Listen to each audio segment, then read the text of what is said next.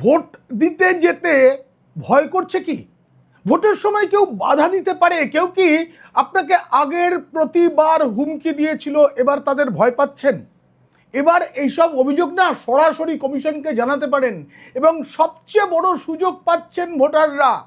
আপনার একটা অভিযোগেই ভোট বাতিল হতে পারে কোনো বুথে, সেখানে আবার ভোট গ্রহণ করতে হবে। কি করবেন জানেন? কেমন করে অভিযোগ করতে হবে সব আজকে আমি আপনাদের বলে দেব।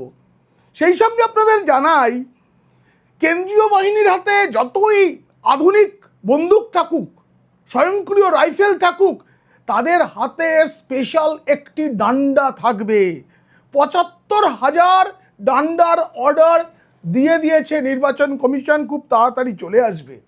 যেই ডান্ডা দিয়ে বিশেষ বিশেষ জায়গাকে লাল করার নির্দেশ দেওয়া হচ্ছে নিরাপত্তা কর্মীদের। সেই ডান্ডা দিয়ে বিশেষ জায়গা লাল করে দেওয়ার নির্দেশ দেওয়া হচ্ছে বাহিনীকে। সারা জীবন যেন বসতে সমস্যা হয়, সব সময় ওই বিশেষ জায়গাটা মনে করিয়ে দেবে কি একটা যেন খারাপ কাজ করতে গেছিলাম ভোটের দিনে, মনে পড়ে যাবে, সব মনে পড়ে যাবে। সেই সঙ্গে বলবো, আপনারা ভোটাররা চাইলেই কোনো বুথে আবার ভোট হতে পারে, কারণ এবার এই পুনর্নির্বাচনের যে নিয়ম সেটা আমূল বদলে দিয়েছে নির্বাচন কমিশন। এই প্রতিবেদন যদি ভালো লাগে অবশ্যই সাবস্ক্রাইব করবেন। পিনাক্কি বলছে, এখন কমিশনের এই যে ভোটারদের জন্য নতুন সুযোগ এনে দেওয়া জানতে দেখুন ও শুনুন পিনাক্কি বলছে।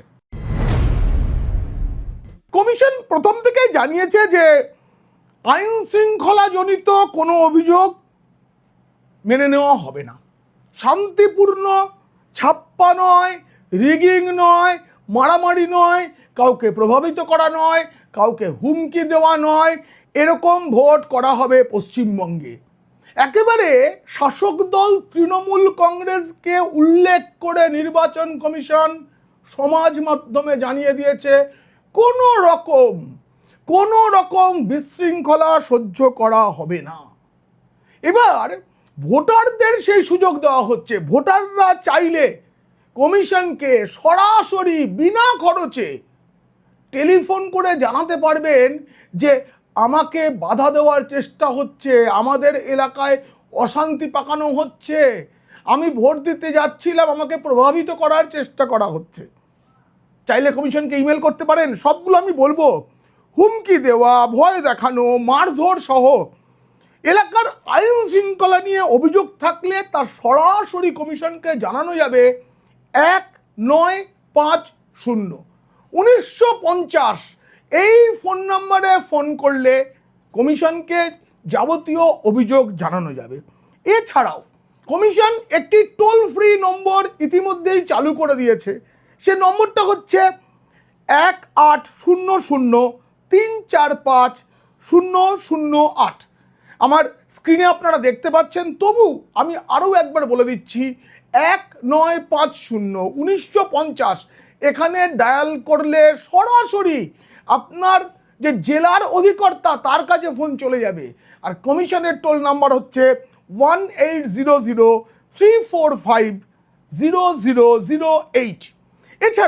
এছাড়া এবার যে ফ্রি অ্যান্ড ফেয়ার নির্বাচন, এই যে শপথ, সেই মিলিয়ে একটি ইমেল আইডি তৈরি করেছে নির্বাচন কমিশন। আপনারা স্ক্রিনে দেখতে পাচ্ছেন WBFREANDFAIRPOLLS, West Bengal free and fair polls, সেটাকেই WBFreeandFairPolls@gmail.com। আমি স্ক্রিনে তো দেখালামই, সেই সঙ্গে এই পুরোটা আমার এই ভিডিওর ডেসক্রিপশনে দেওয়া থাকবে, আপনারা দেখে নিতে পারেন, কারণ কাজে তো লাগতে পারে। কমিশন বলেছে যদি কোথাও দেখা যায় কেন্দ্রীয় বাহিনী ঠিকমতো কাজ করছে না, তাদের যে করার কথা তা না শুনে পুলিশের কথায় চলছে, এটাও যদি আপনার মনে হয় আপনি ইমেল করে বা ফোন করে কমিশনকে জানাতে পারবেন। এবার বলি, এই নির্বাচনকে শান্তিপূর্ণ করার জন্য কমিশন কিভাবে কোমর বেঁধেছে সেটা আপনাদের বলবো। ইতিমধ্যেই নানা রকম পদক্ষেপ শুরু হয়ে গেছে। আপনারা দেখবেন কেন্দ্রীয় বাহিনী মোতায়েন হয়ে গেছে। আপনাদের এলাকায় কেউ দেখতে হয়তো পাননি, কিন্তু কোনো না কোনো সময়ে দেখা যাচ্ছে রুটমার্চ চলছে, এটা বাড়তে থাকবে। যত ভোট এগিয়ে আসবে, এখন উত্তরবঙ্গে একটু বেশি, দক্ষিণবঙ্গে কম হচ্ছে না, দক্ষিণবঙ্গেরও সেই সব এলাকায় হচ্ছে যেখানে প্রথম দফায় ভোট আছে। প্রথম দফায় যেখানে ভোট সেখানে শুরু হয়ে গেছে একবারে পুরোদমে, আরও বাড়বে সেটা। তারপরে দ্বিতীয় দফায় তো অনেক কড়াকড়ির মধ্যে ভোট হবে, আরও নিয়ম বদল হতে পারে, সব আপনাদের জানাবো আমি সময়ে সময়ে। এবার রুট মার্চ যেমন শুরু হয়েছে তেমন বলে দেওয়া হয়েছে কোনো রকমের কোনো অশান্তি করা যাবে না। এই যে অশান্তি করা যাবে না, ভোটে কারচুপি করা যাবে না, তার জন্য কমিশন একটা বড় সিদ্ধান্ত নিয়েছে। ভোটের দিন প্রথম দফা এবং দ্বিতীয় দফা, দুটো দফায় যেখানে যেখানে ভোট আছে সেখানে যেন লোডশেডিং না হয়, গোটা দিন যাতে লোডশেডিং কখনো না হয় সেটা নিশ্চিত করতে বিদ্যুৎ সরবরাহকারী সংস্থাগুলিকে নির্দেশ দেওয়া হয়েছে এবং সেগুলো মনিটর করা হবে। কারণ বিদ্যুতের উপর নির্ভর করছে অনেক কিছু, শুধু আলো নয়, ক্যামেরা ইত্যাদি। তাই সবটা মনিটর করা হবে যে কোথাও কখনো বিদ্যুৎ চলে যাচ্ছে কিনা। এবার যেটা আসল কথা, পুনর্নির্বাচন। আপনারা এগুলো শুনলে ভাববেন এসব নিয়ে তো প্রতিবেদন আগেই দেখা গেছে, পিনাকি বলছেতে। আসলে এগুলো আমি আগে বলেছিলাম, তখন বলেছিলাম যে এমন সিদ্ধান্ত নিতে চলেছে কমিশন। আপনারা দেখবেন যা যা বলেছিলাম তার অনেকটাই কমিশন বলেছে, এবং অনেকটা কেন, পুরোটাই কমিশন বলেছে। এই কমিশনের বলার পর আপনাদের আমি ফাইনালি জানিয়ে দিচ্ছি যে পুনর্নির্বাচন কখন এবং কেন হবে।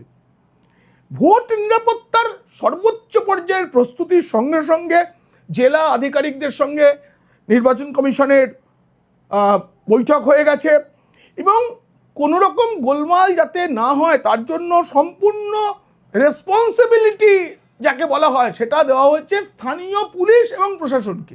আপনারা ভাববেন তাহলে তো সব কিছু হয়ে গেল, না। যদি কোনো গোলমাল হয় তার দায়িত্ব বর্তাবে স্থানীয় পুলিশ এবং প্রশাসনের আধিকারিকদের উপরে। মানে কেন্দ্রীয় বাহিনীকে দিয়েও কোনো জায়গায় ঝামেলা মেটানো যায়নি, ঝামেলা হয়েছে, কেন্দ্রীয় বাহিনী পৌঁছয়নি, সব দায় যাবে পুলিশ এবং জেলা প্রশাসনের উপরে।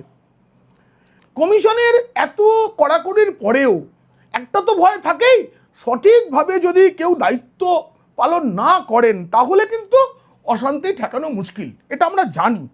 তাই জেলা কর্তাদের বলে দেওয়া হয়েছে, একেবারে বলে দেওয়া হয়েছে যে নির্দিষ্ট করে ভোটারদের আটকানো, প্রভাবিত করা, ভোট কেন্দ্রের মধ্যে বা বাইরে বিশৃঙ্খলা তৈরির চেষ্টা, কিছু যদি হয়, এর একটিও ঘটলে সেই বুথে পুনর্নির্বাচন হবে, যেটা অতীতে কখনো হয়নি।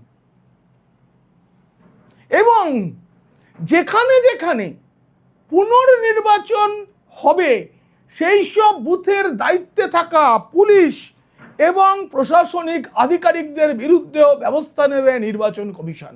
এটাও অতীতে কখনো হয়নি, কখনো এই হুঁশিয়ারি দেওয়া হয়নি। আগে ভোটের দিন হিংসা, অশান্তি, ভোট কেন্দ্রের ভেতরে গোলমাল, ইভিএম ভেঙে ফেলা হলো, ব্যালট বাক্স পুকুরে ফেলে দেওয়া হলো, এইসব হতো। তাতেও পুনর্নির্বাচনের সিদ্ধান্ত সহজে নেওয়া যেত না। তার কারণ ছিল সবটা রেকর্ডেড থাকতো না।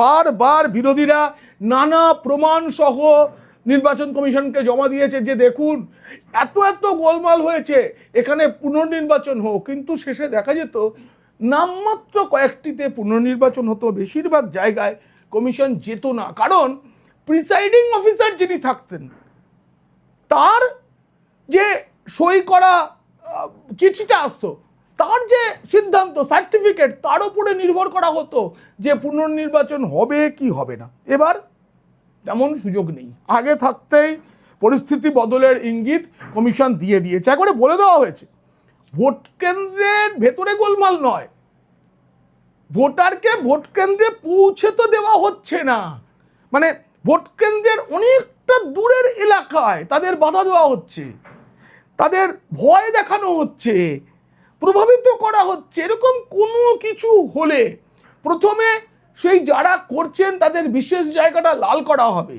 কিন্তু পাশাপাশি সেই বুথে ভোট গ্রহণ বন্ধ হবে এবং পুনর্নির্বাচন হবে। এমন সিদ্ধান্ত অতীতে হয়নি।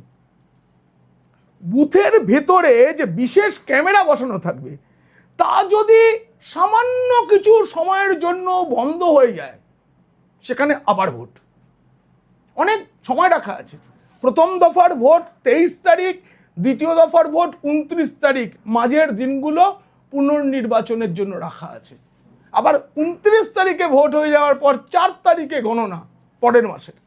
এই যে মাঝের সময়টা, এটা পুনর্নির্বাচনের জন্য। কারণ পশ্চিমবঙ্গের যে ইতিহাস, তাতে পুনর্নির্বাচন হবেই এবং এবার অনেক বেশি বুথে পুনর্নির্বাচন হতে পারে, প্রয়োজন হতে পারে। তার জন্য এতখানি সময় রাখা হয়েছে। মানে ভোট কেন্দ্রের ভেতরে মানে আধিকারিক যারা বসে আছেন তারাও যদি ভোটারদের প্রভাবিত করেন, ভয় দেখানোর চেষ্টা করেন, এসব হয়, সব বাংলায় হয়, তাহলে তো ভোট বন্ধ হবে, পুনর্নির্বাচন হবে।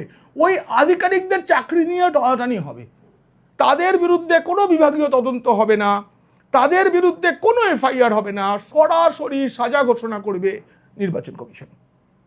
ফলে এইসব মিলিয়ে এবার পুনর্নির্বাচনের সম্ভাবনা বেশি। এবং কমিশন একটা কথা জানিয়ে দিয়েছে, যেসব বুথে পুনর্নির্বাচন হবে সেখানে অতিরিক্ত নিরাপত্তা, আরও বেশি করে ক্যামেরা, আরও বেশি করে কেন্দ্রীয় বাহিনী, এসব রেখে ভোট করা হবে। তাই যারা ওই বিশেষ জায়গা লাল করতে চান না, তারা একটু সমঝে থাকুন, কিছু হলে আবার ভোট, আরও বেশি নিরাপত্তা, আরও বেশি করে বিশেষ জায়গা লাল হওয়ার সম্ভাবনা। এমনিতেই ভোট কেন্দ্রের ভিতরে বাইরে ক্যামেরার সর্বক্ষণের নজরদারি থাকছে এবং আপনাদের বলেছি 2 দিন আগে থাকতে সেটা শুরু হয়ে যাবে। এর পাশাপাশি flying squad, quick response team, static surveillance team, এসব নানা রকম বাহিনী তৈরি করা হয়েছে, সেগুলো বিধানসভা কেন্দ্রগুলোতে সর্বক্ষণ ঘুরবে, সর্বক্ষণ। কমিশন এই যে সংশ্লিষ্ট নজরদারির যে দলগুলো, তাদের গাড়ির মাথায় সব দিক দেখার মতো ক্যামেরা লাগাচ্ছে, যে ক্যামেরাটা মুভ করবে, ঘুরবে। এদিকে ক্যামেরার মুখ রয়েছে, ওদিকে গিয়ে একটু গোলমাল করলাম, উপায় নেই। এই যে ক্যামেরাটা নিয়ন্ত্রণ হবে কোথা থেকে? কমিশনের কন্ট্রোল রুম থেকে। মানে ক্যামেরাটা ঘুরছে কোনো একটা গ্রামে, কিন্তু সেই গাড়ি যিনি চালাচ্ছেন তিনি কন্ট্রোল করতে পারবেন না। ক্যামেরাটা কন্ট্রোল হবে কমিশনের দপ্তর থেকে, মানে কন্ট্রোল রুম থেকে। পাশাপাশি কেন্দ্রীয় বাহিনী, পুলিশ, এদেরও যে গাড়ি থাকছে, এই সব গাড়িতেও ক্যামেরা বসানো হবে। ফলে বোঝা যাবে যেসব উপদ্রুত জায়গাগুলো রয়েছে সেখানে আদৌ গাড়িগুলো ঠিক ঠিক ঘুরছে কিনা, গাড়িগুলো কোথাও দাঁড়িয়ে নেই তো। জিপিএস সিস্টেম সব গাড়িতে থাকছে, কলকাতায় বসে ট্র্যাক করা যাবে কোন গাড়ি কোথায়। সেক্টর অফিসার, পর্যবেক্ষক, জেলা শাসক, পুলিশ সুপার, সবাইকে বলে দেওয়া হয়েছে কোনো গোলমাল হলে এই আধিকারিকদেরই দায়বদ্ধ করবে কমিশন। ফলে তাদেরকে খুব বেশি সতর্ক থাকতে হবে।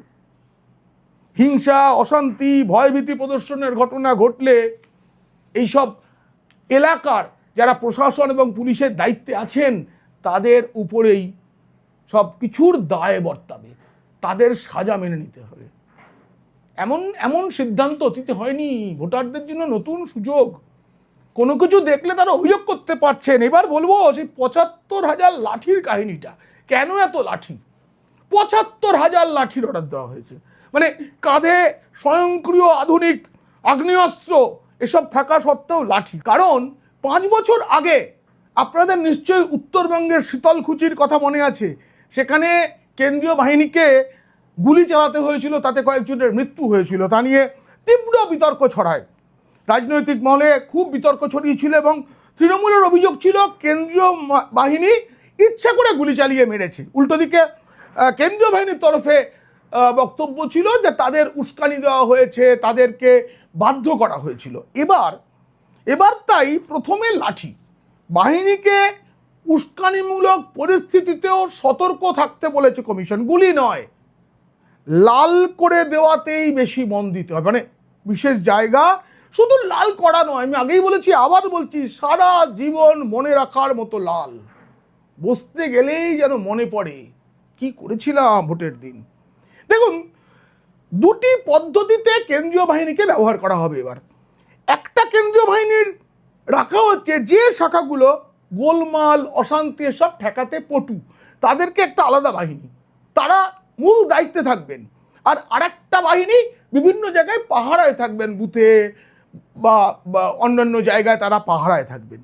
এইবার এই সীমান্ত সুরক্ষার যে বাহিনী বিএসএফ, এসএসবি, এরা সাধারণত বন্দুক চালাতেই ভালো পারেন, কিন্তু তাদের প্রশিক্ষণ দেওয়া শুরু হচ্ছে খুব তাড়াতাড়ি। তারা প্রশিক্ষণ পাবেন। কি প্রশিক্ষণ? কিভাবে লাঠির মাধ্যমে, ডান্ডার মাধ্যমে লাল করে দেওয়া যায়, কিভাবে। তারা তো খুব একটা পটু নন, তারা কথায় কথায় বন্দুক চালাতে পারবেন, কিন্তু সেটা হবে না। এবার পুরো আইনের বাঁধনে মোড়া এবং ক্যামেরার নজরবন্দিতে সব কিছু হবে। তাদের শরীরেও ক্যামেরা থাকবে, ফলে তারা এমনি এমনি লাঠি চালালেন নাকি সত্যি প্রয়োজন ছিল সেটাও ক্যামেরাবন্দি থাকছে। আর কোথাও গুলি চালানোর পরিস্থিতি তৈরি হলো বলেই গুলি চালানো হলো, নাকি এমনি এমনি গুলি চালিয়ে দেওয়া হয়েছে শখে, সবটা ক্যামেরাবন্দি রাখা হচ্ছে। এবার গাড়িতে ক্যামেরা, এপাশে ক্যামেরা, ওপাশে ক্যামেরা। এই যে ৭৫,০০০ লাঠির ব্যবস্থা করা হয়েছে, কিন্তু তার থেকে তো অনেক বেশি জওয়ান। দেখুন সিআরপিএফ এর কাছে এমনি দেখবেন সেই সাদা রঙের একটা বিশেষ লাঠি, ওই লাঠিতে প্রথমে বোঝা যায় না কি হলো, তারপরে টের পাওয়া যায়। আমি অবশ্য কখনো ওই লাঠির আঘাত খাইনি, কিন্তু আমি কথাবার্তা বলে জেনেছি ওই লাঠির আঘাত একবার যার বিশেষ জায়গায় পড়ে তিনি অনেক দিন ধরে টের পান। এবারে সিআরপিএফ এর হাতে তো লাঠি আছেই, কিন্তু বাকিদের যাদের লাঠি নেই তাদের জন্যই লাঠি আনা হচ্ছে। অর্থাৎ ঘাড়ে বন্দুক, হাতে লাঠি। কেউ যদি আসো ভোটে করতে কাঠি, তাহলে লাল হবে। এই কবিতাটা কেমন যেন একটুখানি পিসিমণির মতো লাগলো না? আমাদের গর্বের মুখ্যমন্ত্রী সততার প্রতি এরকম মেলাতে চান, আমিও চেষ্টা করলাম আর কি। উস্কানি প্ররোচনা ঠেকাতে আগের থেকে এবার কুইক রেসপন্স টিমের সংখ্যা অনেক বাড়ানো হয়েছে। আমি আগে বলেছিলাম আপনাদের যে এমন জায়গায় কুইক রেসপন্স টিমকে রাখা হবে যাতে যে কোনো বুথে কোনো অভিযোগ পেলে বা কিছু জানতে পারলে, ক্যামেরা যদি মানে এআই দেওয়া আছে তো ক্যামেরায় সেটা যদি পপ আপ করে, সঙ্গে সঙ্গে সেখানে ১৫ মিনিটের মধ্যে পৌঁছতে হবে, ম্যাক্সিমাম ২০ মিনিট। এটা করা হতে পারে বলে বলেছিলাম, এটা করা হয়ে গেছে। সব দিকে নজর রাখার মতো ক্যামেরা তাদের সঙ্গে থাকছে, এবং সেই যে ক্যামেরা সেইটা সম্প্রচারের ব্যবস্থা তো এবার বদল। কন্ট্রোল রুমে ২০০ জন করে মাইক্রো অবজারভার থাকবেন, মানে দিন রাতের শিফট মিলিয়ে নয়, দিনের শিফটে আবার সন্ধ্যার শিফটে সারা রাতের শিফটে ২০০ করে সবসময় থাকবেন। এবং ৭৫০ ক্যামেরার উপরে লাইভ ক্যামেরা, তার লাইভ ফিডের উপর নজর থাকবে কমিশনের। জওয়ানদের দেহে ক্যামেরার ব্যবস্থা করা হয়েছে, আমি আগেই বলেছি। এবার সবশেষে জানাই, এবার শুধু প্রথম দফার ভোটে, প্রথম দফায় যে কটা আসনে ভোট আছে সেখানে ২৪০০ কোম্পানি কেন্দ্রীয় বাহিনী থাকছেই। দ্বিতীয় দফায় যেখানে ভোট সেখানে ২৪০০ কোম্পানি তো থাকবেই, তার সঙ্গে আরও বাহিনী আনা হতে পারে। এটা এখনো হতে পারে বলছি কারণ এটার সিদ্ধান্ত এখনো হয়নি। তবে এটা সিদ্ধান্ত হয়ে গিয়েছে যে প্রথম দফার ভোটে যে ২৪০০ কোম্পানির বাহিনী থাকছে, মানে ২ লাখের বেশি জওয়ান, তার সঙ্গে বিভিন্ন রাজ্যের সশস্ত্র পুলিশকেও আনা হচ্ছে বাংলায়। কারণ কমিশনের কাছে এবার বড় চ্যালেঞ্জ, গোটা দেশে যা হয়েছে সেটা বাংলায় করতে হবে। রক্তপাতহীন, রিগিংহীন, অভিযোগহীন স্বচ্ছ ভোট। আমি বারবার বলি না, এবার ভোট তৃণমূলের সঙ্গে নির্বাচন কমিশনের, তৃণমূলের সঙ্গে সংবিধানের, তৃণমূলের সঙ্গে গণতন্ত্র রক্ষার, এবং সর্বোপরি তৃণমূলের সঙ্গে এবার লড়াই শুভ বুদ্ধি সম্পন্ন বাঙালির। এই ভোটে বাঙালিকে জিততেই হবে। এই প্রতিবেদন কেমন লাগলো জানিয়ে অবশ্যই মন্তব্য করবেন। ভালো লাগলে বন্ধুদের, আর খারাপ লাগলে শত্রুদের শেয়ার করে দেবেন। আপনারা খুব খুব ভালো থাকবেন।